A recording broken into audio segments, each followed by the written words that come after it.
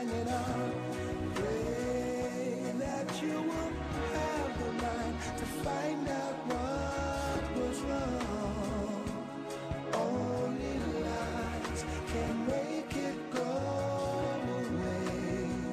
We had a presidential election recently. If people Really? people were kind of living under a rock or something, and politics and religion are natural partners. Both are about manipulating the gullible or trying to influence people to get that vote out, or tit for tat. You vote for me and I'll do this for you. And this manipulation of the public is often done through spin. Politicians do spin all the time. I don't want to focus on that too much. But one of the ways they do that is they claim to be religious, or they claim to be in support of the religious beliefs of their supporters. And this is something that irks atheists a little bit, because they're there to run the country. They're not there to be ministers. And what about the people who don't believe, or the people who believe other things? What about those folks? Aren't they important? Why not just be neutral? But that's just how politics works. So but if you flip it around, religions love to use politics to achieve their ends, right? So they want to get rid of this church-state separation, take control of the government in various ways, in various capacities, and advance their cause. So when religious leaders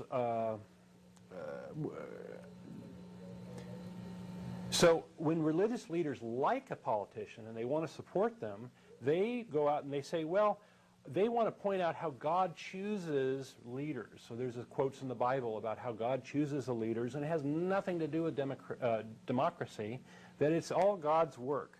And furthermore, you should render under Caesar what these religious leaders say, because you should follow them, right? Because the religions support them, and therefore you should support them, support those leaders. Therefore, the leaders give back to the religious cause. So that's how that all works. And I believe that this couple little facts I just said are the source of Bush's current 25% approval rating. I think that there's a whole mess of people out there that are going to support him no matter what he does, because he's the leader and God chose him. And they played that sort of thing up. He was the Messiah president, elected by the values voters and all that good stuff. God's choice. But when religious leaders don't like a politician, they say, oh, the elected leader is an agent of Satan, or people have failed in choosing a good leader, and they're sinful and they're creating a transgression against God, and God's not going to protect us anymore.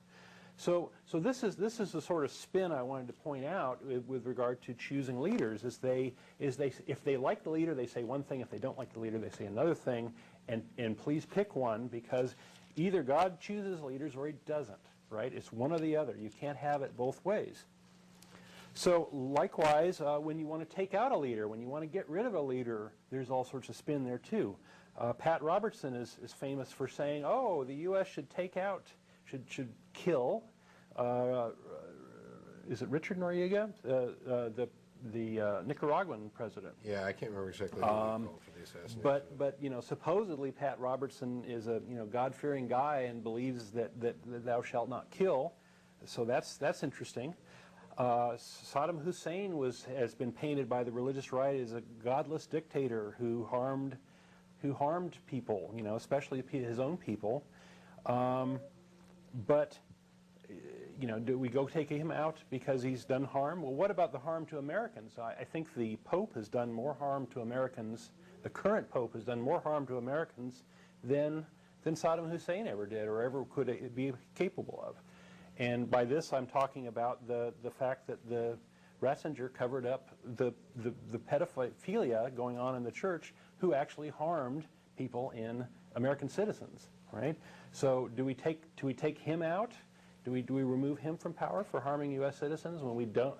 Or it doesn't make sense, right? If we're going to take people out for harming us, we should take them all out, or we should, anyway.